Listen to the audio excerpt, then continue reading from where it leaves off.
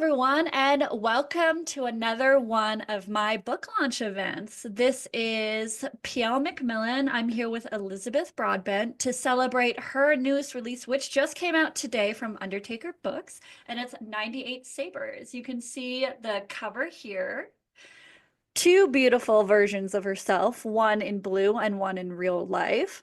And we're here celebrating it live. If you're watching this on the YouTube channel, you can find a link to the book in the description below. So definitely grab a copy if you don't have one yet.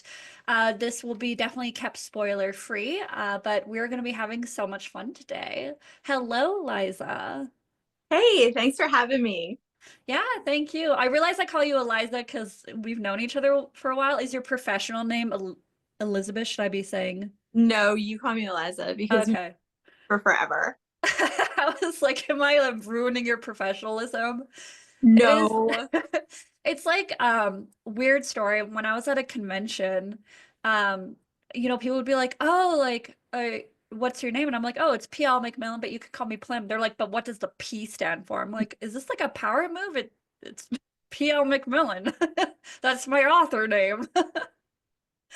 But so I'll do again, we're celebrating Yes, 98 powerful.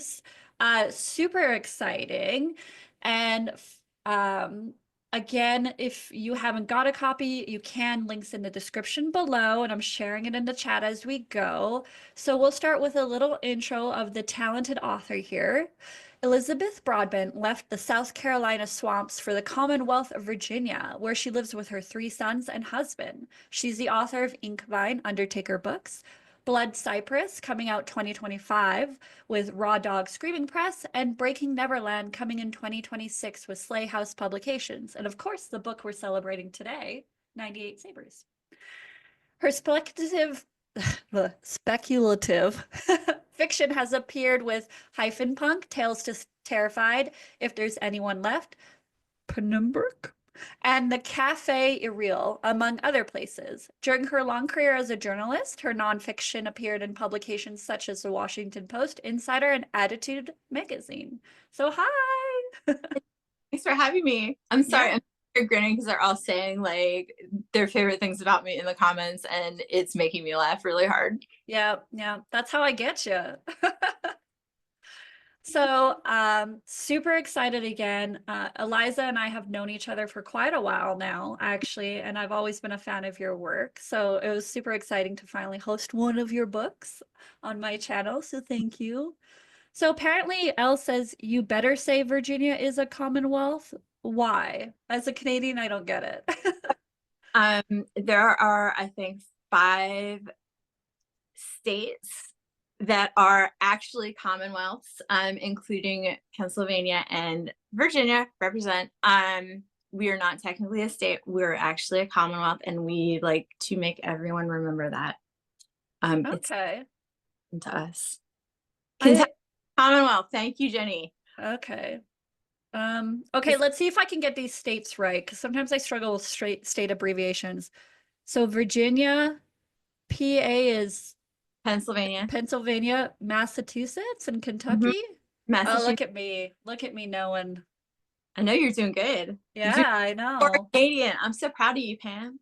When I worked for an insurance company when I first came to this country, they were like, "Oh, we need like the information from what did they called it? The oh heck, it had like it was I didn't realize it at first, but it was a name for three states combined.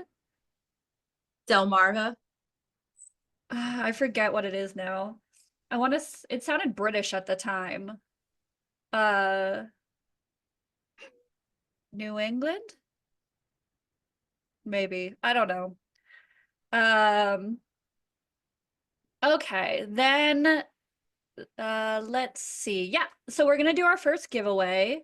Super exciting. Yes, I my homegirl up in New Brunswick is a Canadian insurance wizard in Lowell. South Carolina's honorary Commonwealth. Oh no, it's starting to get spicy in chat and we haven't even gotten anywhere. There are some unhinged people in chat that I love dearly, but they're going to get unhinged at some point. No, we love it. We love it. Oh, Liza, she asked me to be unhinged. Oh, yes, I did. I may have. Yes, I can vouch for the abnormality of South Carolina. Yes, there Yeah. are unhinged, abnormal people in chat that I love very dearly. So, Yeah. yeah, Unhinged. We love that. All right. So we're going to do the first giveaway and then we're going to jump into the author interview. So everyone give us drums. Elle already knows. Elle is my drum queen. And I'm going to hit my little wheel here. Da, da, da, da. And we have, name I'm going to fuck up. Denise love. Leverero. Can you say that again? It's Levro. She is one of Levro. my besties. Oh, does that so congrats, Denise. I'm sorry I brutalized your last name, but Eliza can say that's honestly just something I do. It's part of my struggles. It's So a Canadian handicap. We yeah, love. it's a Canadian handicap. That's what I'll say from now on. So congrats. Well, I know you're besties, so you probably don't need me to connect you two in an email. No, you can get her address via email. Okay, perfect. So after the event, I'll contact the winners via the email that you used to log in or sign up for the Eventbrite, just to connect you and get your shipping address. So keep an eye out for that if you win. Claps for Denise Leverer. That's probably why I've always struggled with French. You know, you have to take that in Canada for like a mandatory up until grade 9. And like I struggled with that too. It was awful. I love it. Yeah. Okay. So then we're gonna do the author interview. Super exciting. I finally get to grill you. You do. Yeah. So it's blunt. Time to go into stoned French mode. What does that look like? You've got a beret, but instead of a baguette, you've got like a baguette sized like joint, I guess. Would be my guess. Um, so first, can you tell us a bit about your writing journey? Let's see. So I started to write as soon as I could like pick up a pen. I was that little kid. And I remember writing a poem in kindergarten that I will only recite to you when I am drunk at StokerCon. So you won't have to wait till then. Amazing. I will not do it now. That is my out, drunk at StokerCon, to make you not make me do it right now. And so I wrote all the time. When I was in 4th grade, I realized that I could make people laugh when I did it. I was that kid that like I was neurodivergent, like, you know, I was a total dork. I got bullied horribly in elementary school, but we had to write in journals all the time, and our teacher would let us read them out loud, and I would write stories, and I realized the kids would laugh when I did it, and like for once they weren't laughing at me, they were laughing with me. They thought it was funny, and so I was like, oh my god, they like me when I read. Like they like this. This is a good thing. This is something I can do right, you know? So like, and I love doing it. So I kept at it. And it was like the encouragement I needed to keep doing it. And my grandmother really encouraged me. I would bring these journals home and she'd say, what happens next? You know, what happens next? What happens next? So, you know, I kept it up. I kept it up. And eventually I went on, I got an MFA, and I actually won our big award, University of South Carolina Gamecocks. Our big award was the James Dickey Award, author of Deliverance, because he wrote Deliverance at USC. Okay. I That's when the won. banjos started to I play. start playing, right? Yeah. So I won the James Dickey Award 3 times running on blind submission until they finally drew me aside and were like, girl, we are going to quietly ask you not to sub for 4th. Okay. Jeez. And you need to give somebody else a chance. And I was like, Well, maybe they should get good then. no. I was like, okay. So sandstorm intensifies, my husband said. Our school's infamous, you know, Finnish pop song. So I also was during my MFA, I was a runner-up for the Faulkner Wisdom Awards with my thesis, my graduate thesis, which is like an international writing award. I got to go down to New Orleans and, talk with an agent about it. But then I went to defend my thesis, and my thesis advisor was totally awful to me and made me think I sucked. And so I was like, F this, I'm done. I'm done. I'm done. I'm done. I'm done. Threw my hands up. I didn't write for a decade. And I had my third son. My husband was like, you are going crazy. Here's a Chromebook. You're gonna write. You're done. You're gonna write. You're making me insane. You're gonna write. Preach And to Chris. I know Shout out to the hubby. exactly, like shout out to Chris, right? So I started writing again. I started mom blogging of all things. Okay. So I'm like in my little corner, I'm mom blogging, writing about my kids. There was this post, a mother's white privilege. And it was all about it was right after Michael Brown was killed. And it was about that I had so much privilege as a mother of blonde white sons, and I didn't have to worry about so many things that a mother of Black children or brown children would have to worry about, because my kids are so privileged because of the color of their skin. And it was a Friday when I posted it. On Sunday morning, I woke up and my blog had crashed because it had over 1 million visitors. And I was like, this isn't normal. I'm going to have to buy more bandwidth. So I bought more bandwidth, and then it crashed again because I had 1 million more. And I was like, oh, okay. So then I got an email from CNN being like, can you come talk to us? And I'm like, oh. Then it was like, I got an email from MSNBC, and they're like, can you come talk to us? And then it went on Huffington Post. Then I got an email from Scary Mommy. So after that, I started actually writing for Scary Mommy, which, and I tell people this, and the first impulse in the horror community is like, oh, great, that's really cute. You wrote for a mom blog. That's sweet. Scary Mommy was actually at the time the largest parenting site out there. We had millions of views per month. I was one of a dozen staffers. And we reached exclusively a female audience. It was a totally underserved audience. And I wrote not only about parenting, but I also wrote about predominantly mental health and politics. So I was writing all this liberal feminist stuff to an audience of suburban moms who never would have read this stuff otherwise. And we reached this audience by using humor and using satire. So during the last Trump administration, I spent it writing stuff about basically making fun of Moms for Liberty, making fun of Trump. Yeah, my friend Patrick is like, I remember you screaming at these people. Yeah. I mean, it was insane. I had Joe Walsh call me on Twitter, me personally, everything wrong with America, which led to me getting death threats. And when I had to lock down all my social media, they sent the death threats to my husband, which was crazy. Yeah. And eventually Scary Mommy was bought out. Then I turned to fiction. And so that's when I started writing horror. I mean, parenthood has some of its own horror, and of course, in the country as it is, it's a bit of a horror show. We're not going to dive into anything right now, but yeah, that's such an impressive journey. That's crazy. So this is your second book, right? Yes. And then there's 2 more coming out next year. I have Blood Cypress coming out next year. And The Swamp Child is coming out next year with Undertaker Books. And then I have the year after that,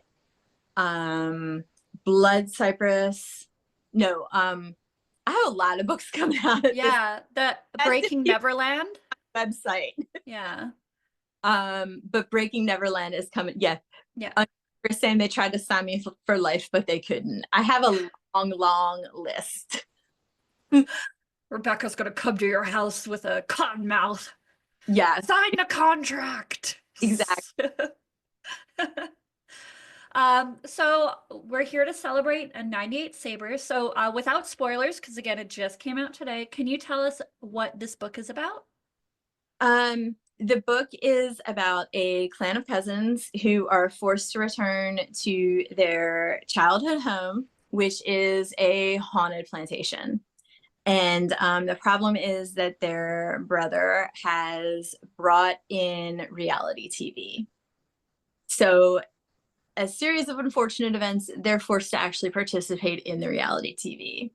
And Sabers is really about confronting your past, both the historical past and your personal past, and how that kind of tangles together and meshes. Absolutely. And can you share a bit about the inspiration behind what had you write this story? Most immediately, I was watching a lot of Skinwalker Ranch at the time. And anybody I who, wasn't expecting you to say, I know, right? like, well, damn. A lot of the reality show The Secret of Skinwalker Ranch, which is about the paranormal ranch in Utah where all the weird stuff happened. Yeah. Um, Also, immediately, I started the book the day after my father died, which is Oh. why the book starts. We were estranged, and that's why the book starts out with the father dying. Because my father had just died, so I started the book with Ash's father dying, and I'm a pantser, so Hell yeah, sister. especially when I first start, I pants it, and then I kind of go, okay, where's this going? And the more I write, the more I plan. So I'm kind of like a mix between the two. Mhm. So it started that way. And then like the story kind of formed up as I wrote. So Skinwalker Ranch, my father dying, and then it kind of spiraled from there. And you picked a really specific quote for the epigram, if I said that right. Yes. Can you explain it and why you chose it? The quote is from James Lewis Pettigrew, and he said it just before the Civil War, and it's South Carolina is too small for a republic and too large for an insane asylum. And while researching that quote, I found out that that quote was made by a great umpteenth great grandfather of my college boyfriend, which is so typical of South Carolina. I cannot even begin. Denise, that was Smith. Of course, it was Smith. Because that is I know, right, Denise? Yeah, what exactly? So South Carolina, because we're all related to each other, and basically, South Carolina is a land unto its own. I mean, if you know anything about the Murdoch trial, like that's all you need to know. It's nuts down there. It is the insane asylum, exactly. Um, I mean, probably the best story I can tell you that like illustrates all of it is like we once lost our governor. Like we lost our governor one time. Did you check the lost and found? No, then this is how it happened. Oh, Okay, okay. the staff became concerned that they didn't they didn't know where the governor was, and this is like the actual staff, like his staff. They didn't know where he was. And so they started doing some investigation. They didn't know where he was. And the press started asking, they're like, do you know where Mark Sanford is? And they're like, he's out hiking. He's hiking the Appalachian Trail. Yeah, he's hiking the Appalachian Trail. Meanwhile, they're like panicking. They're like, we don't know where he is. I mean, this was to the point that like the FBI was actually like, was he kidnapped by a foreign power? Like, do the Russians have Mark Sanford? So meanwhile, one of our state senators, who is actually a fellow Republican who hates him, Jakey Knotts, went to the airport, drove around, found Mark Sanford's car, and is like, Mark Sanford's car's at the airport. Where is Mark Sanford? So he calls Mark Sanford's staff and is like, Sanford's car's at the airport. Where the hell is he? So the staff kind of finds out and they're like, his car's at the airport. They finally get a hold of him. And they're like, where the hell are you? And he calls, he's in Atlanta at the time, he's on his way back. And he tells them where he is. And by this point, he's been gone for 5 days. People are flipping out. He has to call a press conference. So he stands up in the governor's mansion in front of the whole state. And this is a major press conference. And everybody is watching it. It's carried live. And he stands up and he says in front of God and everybody that he has spent the past 5 days crying in Argentina because he was sleeping with a Miss Universe and cheating on his wife. And he is so sorry. And he misplaced the trust of the state and his wife and God. Very dramatic. And begins to weep. And he like cries on TV in front of everyone. And like this goes on for an hour. And meanwhile, in the background, they forgot to close it down to tours. And so there is like a Black girl standing behind him while he's weeping with the biggest shit-eating grin on her. And she's like standing behind him, grinning her ass off while he's weeping. And this girl is like my personal hero. Yeah, that's amazing. Like you can look at the footage on YouTube and you can see this girl to this day, like with this huge grin on her face. I love her so much. I want to find her. Dedicate the book to her. I want to like dedicate a book to this woman. She is a queen. She is such a queen. She was all of us. Okay. And what was the most difficult part of writing this book?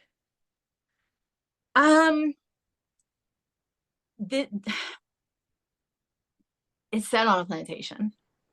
And this is like where it gets like not funny because like losing Mark Sanford was really funny. Okay. That was hilarious. We lost Mark, right?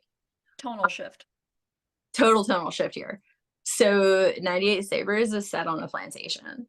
And so when you confront that, you have to look at the fact that South Carolina has a history of institutional racism and slavery.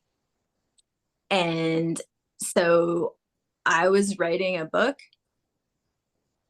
about our legacy of slavery and racism set on a plantation, and I had to deal with that. And that's what this book is about. This book is about dealing with being a white person, in a rich white person in the South, and what that means and what you owe. What is that about? What do you owe people? What privilege does that come with? And how do you cope with that? And so that was huge because you can't deal lightly with that. That took a ton of research. That took a sensitivity reader. And when you set your book in front of a sensitivity reader, you're basically saying, I know I screwed this up. I know I was racist. Please tell me how I was racist. Please tell me exactly how I was racist so I can fix it. And that's a tremendously scary thing to do. Like, that's terrifying. You have to be really willing to put yourself on the line to do that. And when I did, like, I found out a lot of stuff I didn't know. And yes, Rebecca is saying we really recommend Rob Grimoire for that. He was amazing. He was really a great person to work with. And I mean, he told me that, and like, I didn't realize this. I've lived there, you know, most of my life. Most towns in the South are built so that every road leading out leads to a plantation. So like you can't leave the town center without hitting a plantation, and that's done intentionally. Jeez. And yeah, I didn't know that. I didn't know that either. Yeah. And I mean, you sit with that knowledge, you sit with that, like the very geography is built to keep people enslaved. That's huge. And that's something like I didn't even know. So, you know, there's so much there that like as white people, like we don't know that. Nobody tells us that. So, you know, you have to walk into that knowing that there's so much you don't freaking know. And you have to be humble enough to ask those questions. And that's a terrifying thing. So yeah, that was certainly the hardest part of writing this book. And so that kind of leads into my next question. What are you hoping readers will take away from 98 Sabers? I mean, as a white Southerner, the thing we are taught to never talk about is race. You do not talk about it. It's rude. You don't mention it. And that's the one thing we absolutely have to talk about. I mean, and you're going to get it wrong. You're going to look stupid. It's terrifying. You're going to screw it up, but you have to be willing to do it anyway. And you have to have that conversation over and over and over. And you have to be willing to screw it up. You have to be willing to look dumb. You know, you have to be willing to put yourself on the line for the sake of social justice and for the sake of growing as a person. So I hope everybody who reads this realizes that, like, you know, you have to look stupid if you want to be an ally. You have to be willing to look dumb. Like, sorry, you're white. You have to, like, be willing to put yourself out there. Absolutely. So another tonal shift from that, because we're doing the second giveaway. This is going to be kind of a wild whiplash ride, I guess. But I mean, it is important, I think, to kind of like address this thing. And like you said, like sensitivity readers are there for a reason, so that you can maybe explore those sensitive topics without being offensive about it. And a lot of writers I've known will sometimes turn their nose up because they're like, oh, it's horror, it's supposed to be offensive. But it's like, yeah, like in certain ways, but not others.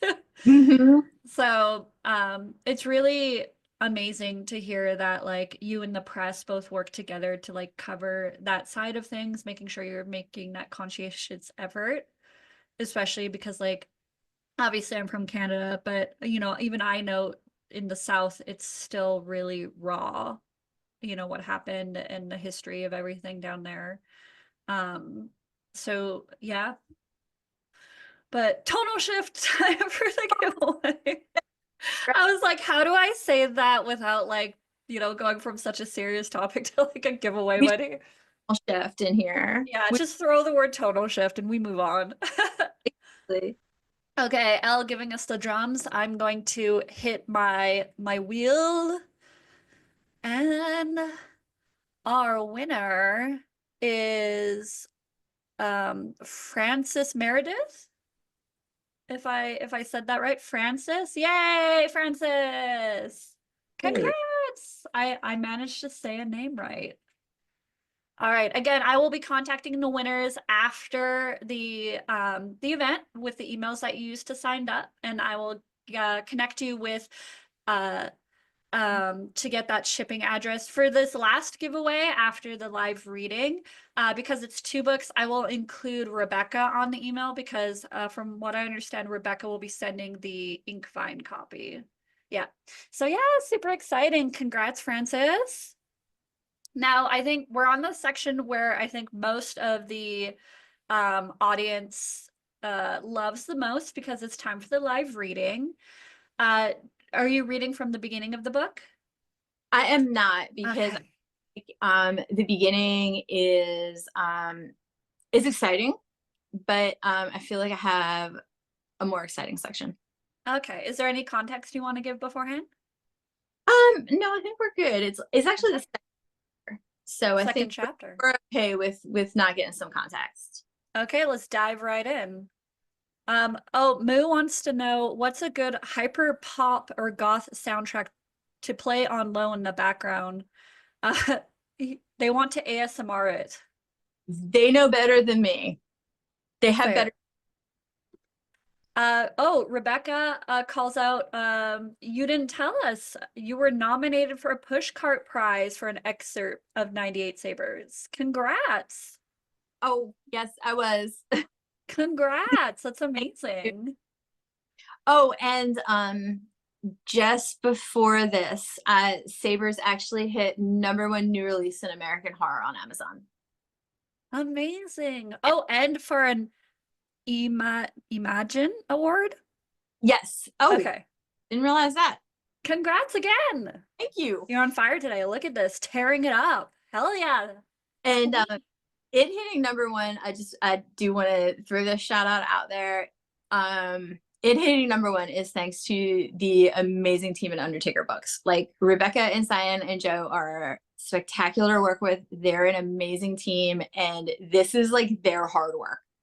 they're spectacular. So we love to hear of a good press, especially after what sometimes goes on in the horror yeah, writing community. So shouts out to Undertaker Books. yeah, they're amazing. So thank you to them before I read.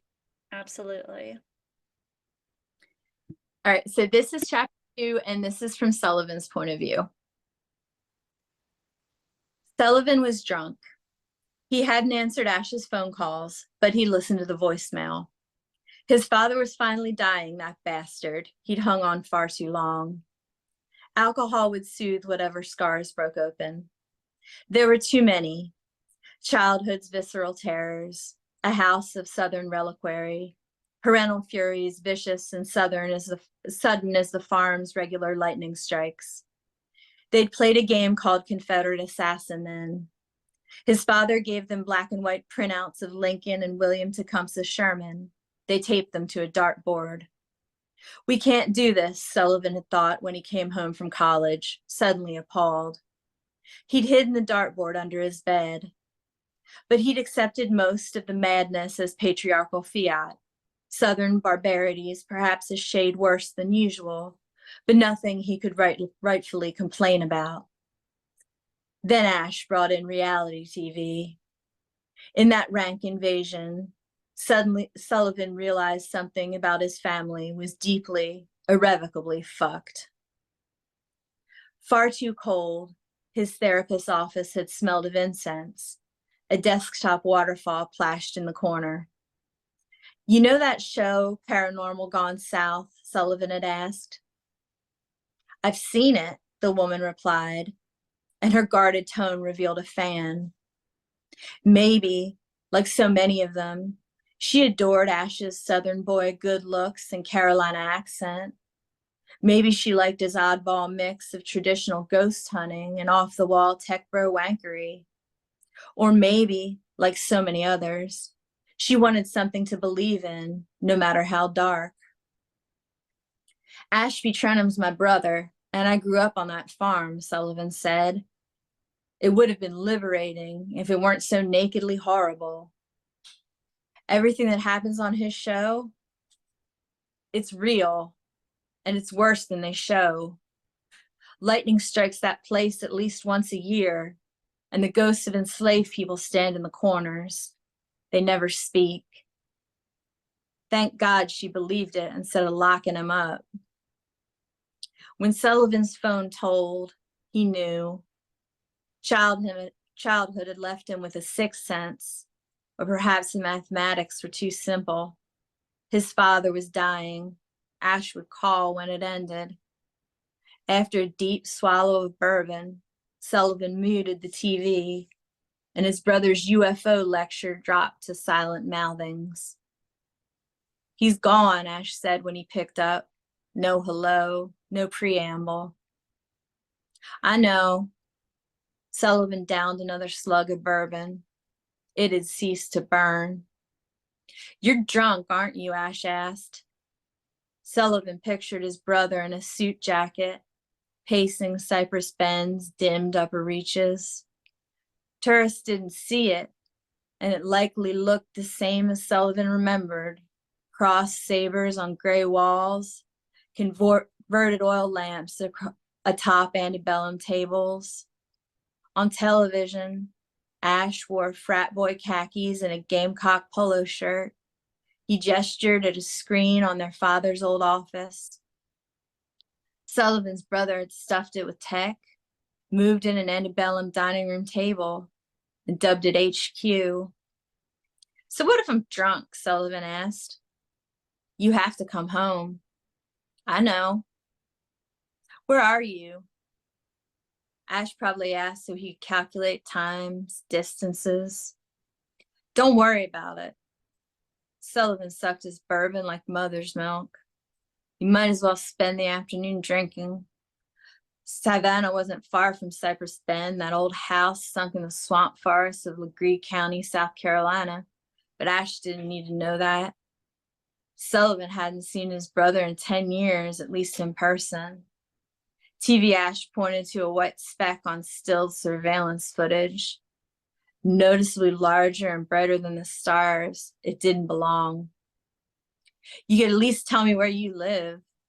Pure ash, that haughty tone already aggrieved. You'd at least accept my unwillingness to share that information. Mostly some damn tabloid reporters knocking my door. Like he'd expected, Ash didn't answer. Uh-huh, Sullivan said. You know exactly how I feel about it. I've been through enough hell. Sullivan drew another swig of liquor. So how's the media whore thing working out for you? Don't. Ash sounded more tired than annoyed. But for the first time in years, Sullivan had his brother on the phone, and he couldn't resist. Haven't seen any real live ghosts on that paranormal what's it yet. Do they still come, or y'all too pussy to show more than those EMP whatever recordings? His accent thickened when he drank, and Savannah only encouraged it. Sullivan, you know some of that stuff is too messed up for prime time. What about y'all's disc-shaped phenomenon? I swear to God, Ash, if I took a shot every time you said disc-shaped phenomenon, I'd be dead. That's rich coming from you. The pointed viciousness sounded more like Olivia than Ash. Caught mid-swallow, Sullivan nearly choked. Liquor stung his throat, and for a long, sick moment, he shut up. I'm surprised y'all can film at all, he said finally, honestly. Unexplained equipment failures and malfunctions plagued paranormal. Anything electrical had a short life at Cypress Bend. Phones failed, batteries corroded, appliances broke. Trenholms were used to it. How often do the cameras break? We manage, Ash snapped. What about the lightning strikes? Y'all have any of those lately? Stop it. His brother sounded weary, as if he'd reconciled himself to a battering. When's the funeral? Sullivan finally asked. Probably Saturday. I'll be up Friday. Somewhat viciously, he poked his phone and ended the call. Sullivan drew a long pull of liquor, collapsed on his couch, and wept. Took me a while to figure out where my button was. Excellent. Love that. There's been a lot of spicy sports talk in the chat. Yeah, I saw somebody complaining about the Gamecocks in the comments. Yeah, very spicy. Rebecca says if you order from Undertaker Books by December 3rd, it's on sale for the Turkey Coma sale. I'll share the book link one more time, so make sure you save that. We just have the one more giveaway, but before we get into that, so got some feedback. Emma clapping, Elle saying it's awesome, Lynn, fantastic. Oh, hi, Lynn. Didn't see you pop in. Your husband, his obligatory loves this book. Just kidding, Chris. Legally, you have to say that though. Yeah. Dave says great reading, and Denise says it's awesome. So very well done. And plug for the Undertaker Turkey Coma sale. All those books that are on sale, the authors are donating the royalties to various charities. Sales of Ingvine and I know Rebecca's exoskeletons. All those royalties are getting donated to ARC Southeast to support women who need transportation for reproductive rights purposes. Amazing cause. And some other stuff is going for Trans Lifeline and different charities. So if you go to the Undertaker Books website and purchase any of our books, a lot of our books this week, they're going to support charities. So go take a look. And if you do buy the books, remember always, if you have the time, leave a review because it does help the authors out a lot more than you would ever imagine. Cyan says, yes, 20% off. Authors and press are donating. Rebecca did ask you a question, but I'm going to save that for the Q&A, which is going to be right after this big giveaway. Francis, definitely buy more books. Just buy all the books. Christmas is coming, or Yuletide, or whatever winter holiday you're celebrating. Buy all the books. Buy them all. Just all of them. That's my plug. So we'll do this last giveaway again. Thank you to Rebecca for throwing in an extra book. So this will be for 2 books, both written by Eliza here. Inkvine, that was your debut, right? That was my debut. Yes. Yes. And Inkvine.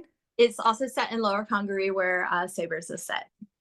And that one, I think your tagline, it was like Sapphic Southern Gothic Swamp. Mhm. Yes, so if that's something you're into and you don't win it, you can still buy copies of that as well. So hardcover of Inkvine even. Ooh, spicy. So yes, this is our big giveaway. So everyone do your drums in chat, see if the gods will bless you. So again, this will be for a copy of 98 Sabers as well as a hardcover of Inkvine. Super exciting. I'm gonna hit my wheel here. And Chloe York? Chloe, are you still here? Yay, Chloe. Congrats on winning. That's exciting. So again, I'll be reaching out to everyone and connecting you to grab your shipping addresses with the email that you used to sign up. So congrats all our winners. Super exciting. And remember, when you do read this, leave a review or we'll find you with those cotton mouths in a video game. And again, I'm going to link Eliza's socials and where you can buy a copy. Remember, December 3rd. Buy it before then, and some of the proceeds will be going to a really amazing cause as well. Moose says cottonmouths ain't even that aggressive. I don't know, like maybe if you shake them,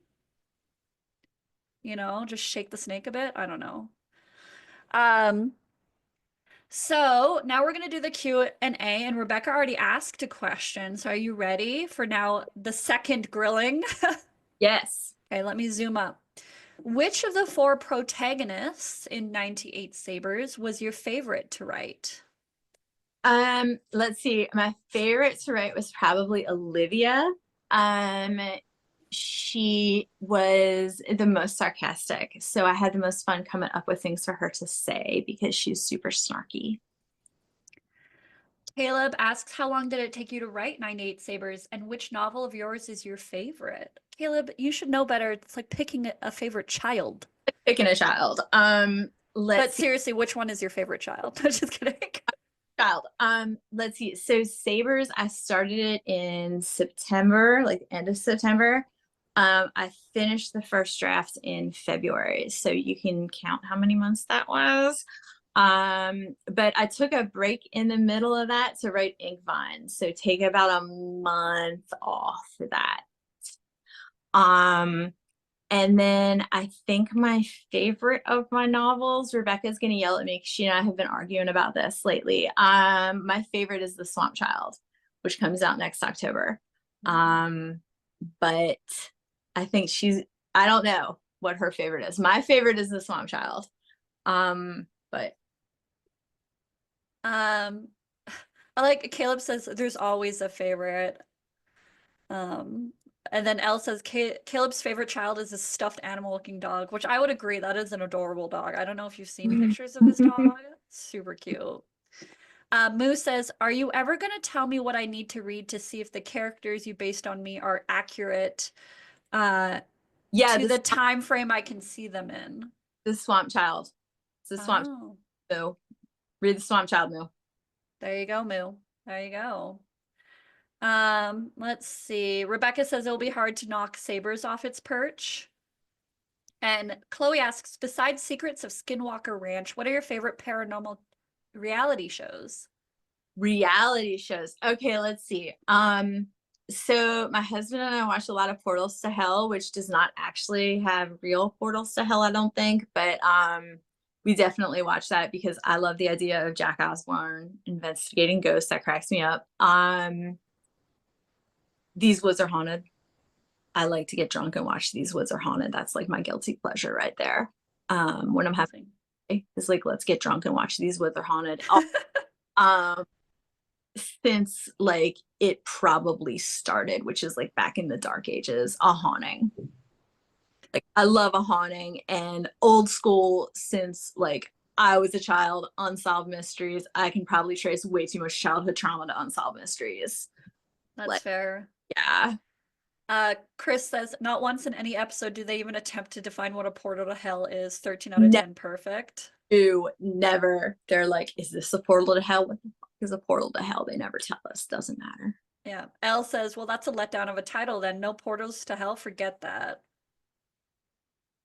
So do you want a cat or what? I don't know. It's not like Murder Mittens. It's not as mean as his cat Myrtle Man. My friend Moo has a cat named Murder Mittens that is it is murderous. It brought him up Oh, once.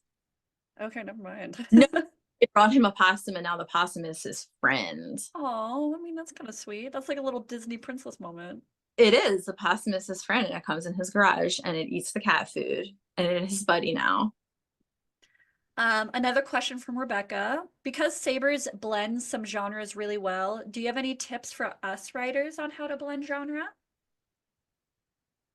I don't know how I blend genres really well. I just kind of do what I'm doing. Like, I don't think about what I attempt before I attempt it, because then I would never do it. Like I said, I pants and then I plan as I go along.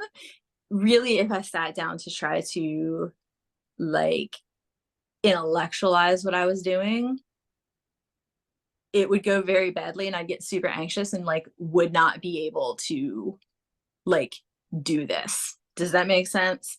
Like, I would get tangled up in it and be like, oh my God, I could never accomplish this, F this, and throw my hands up in the air and do something else. So like my novel, The Swamp Child, is I think I counted, I think it's 7 different voices, and the structure, like it has like a spiraling structure. Like, yeah, no, if I had sat down and thought about that, like I never would have tried that. Eliza keeping her trade secrets, confirmed 2024. She doesn't want to help other authors. No, like, no, it's seriously, if I knew, Just kidding. I would tell you. And Absolutely. You know, I just like to give shit. I know you're easy. You love to give me shit. It's fine. Yeah. Basis of our relationship here. Rebecca is trying to get everyone to sign a petition to pressure you into writing a sequel. Oh my God, she was desperate for me to do a sequel. I tried that sequel. I got to 40,000 words and I couldn't figure out what the story was. Well, Look, you got to keep going. I will. Moo's going to send murder mittens to your house. I swear to you, in front of witnesses, if I can figure out what the damn story is, I will write it. Okay. Okay. Verbal contract confirmed. Rebecca, you have a confirmation. Legally binding. Legally binding. Yeah. If I figure out what the damn story is, I will finish it. Rebecca asks, can she says what one of the voices in for Swamp Child, I think. What did she say? Can I say what one of the voices is? Yes. Say what one of the voices is. That's fine. Okay. And then Francis asks, any authors that you admire or get inspiration from? I get a lot of, I'm going to sound like a huge lit dork. I'm sorry. I get a lot of inspiration from William Faulkner. I love William Faulkner. So I get a lot of inspiration from that structure, the structures that he uses. Like, he is really experimental with his structure, and I am a junkie for structure. So like, I love to see how people put their books together. So I love to kind of look and see like, how did he put his books together? How did Melville put his books together? Amy Hardy's book, A Pocket Full of Teeth, it just came out this year. Phenomenal book. Phenomenal book. And the way she put the structure together in that book is just so choice. I freaking love it. Wish she was here tonight. Yeah, Rebecca, as Rebecca's saying, Amy is super nice. Like, she is so sweet. She's going to be at Horror Reader Weekend in Fredericksburg in May. Can't wait to meet her. If you're a structure junkie too, like, seriously, like, you need to pick up Pocket Full of Teeth. So I love to see books like that. I love to see what people are doing with structure. So she's one of my favorites right now too. Elle asks, if you could do a reading of 98 Sabers anywhere, where would it be? Other than this awesome event, of course. Thank you. I'm going to be a huge dork. I would totally do it at University of South Carolina, like, because it's set there. It's set like right outside Columbia. So I would want to do it in my old residential college. I'm a loser. I will admit. No, that's fair. You got to go back, and anyone who doubted you, like that thesis person, you got to like read in front of them and be like, point at them and be like, or like throw a cotton mouth at them, you know? I would. I totally. Yeah. In a video game. So, okay, so we're at time. So I always end with a certain question, and it's what are you working on now and what are you excited for in the future? Okay, right now, total departure. I am working on something that's actually not Southern Gothic. It's a folk horror novel set in Death Valley. I really love Death Valley a lot. I've been there twice. It's one of my favorite settings. I've been messing with that setting for like 20 years now, trying to set a work there. So I'm really excited to finally use it. Um, what I'm really excited about right now, I have several releases on the horizon. I'm super excited about Blood Cypress coming out with Raw Dog Screaming. I'm super excited about The Swamp Child coming out with Undertaker. Super excited Breaking Neverland is coming out with Slay House. And I have a short story collection coming out with them as well that's tied into Breaking Neverland. So I have a ton of releases coming out, and I'm super excited to see where Sabers goes. Like, Yeah. Undertaker has done so well with it. Like, I'm super excited. So I can't wait. Yeah, and again, if you're not following her yet, here are all her socials. Make sure you do.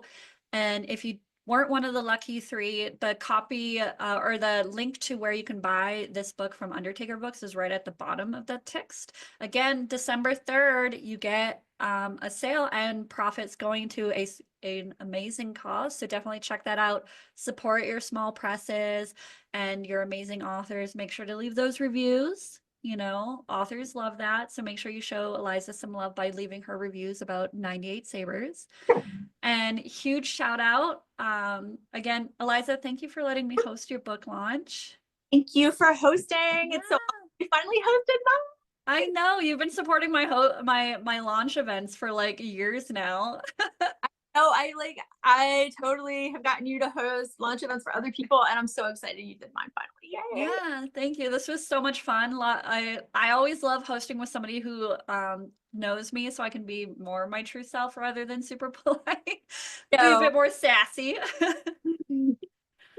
And yeah, and thank you everyone for sharing your Friday. It's Friday, right? Yeah, Friday with us. I know everyone's probably still full with turkey, so it was nice to see all of you and enjoy this wonderful event. And again, if you didn't win a copy, be sure to buy a copy and just, follow Eliza on all the social media so you can make sure to catch when her new releases are coming out, and she might be doing giveaways or other launch events. So make sure you just keep in touch. And thank you again so much. thank you for having me. Yeah. And if you want to share this, I did record it. I'm going to put it up on my YouTube channel in the coming weeks. So if you think that you know somebody who might be interested in the book, share the link to the recording if they want to hear the live reading or to learn more about Eliza with the interview. And yeah, super exciting. And Eliza, congrats on all the nominations and stuff and being #1. Okay, well, until next time, cuties. Bye.